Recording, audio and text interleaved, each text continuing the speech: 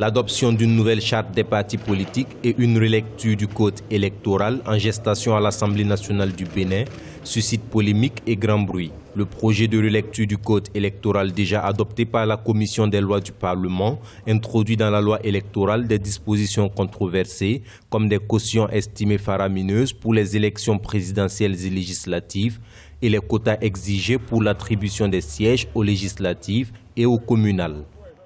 On cherche à réduire le nombre de partis politiques, c'est-à-dire quoi, et à dégager une manne financière publique pour octroyer à ces partis politiques qu'on a réussi à réduire.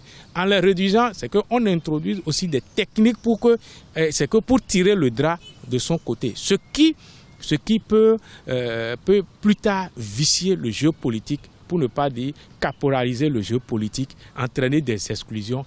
Au niveau des élections présidentielles, la caution est portée de 15 millions de francs CFA à 250 millions de francs CFA. Elle passe de 8,3 millions à 200 millions de francs CFA pour chaque liste des candidatures pour le compte des législatives. Selon donc la charte des partis politiques, désormais en fait les partis politiques petits, ils sont plus comme des petits. C'est-à-dire qu'il faut grandir en même temps avec tout ce qu'il y a. Il faut avoir un siège, il faut être, disons, il faut 15 membres, pas comme ça fait 1155 membres fondateurs avec tous les papiers.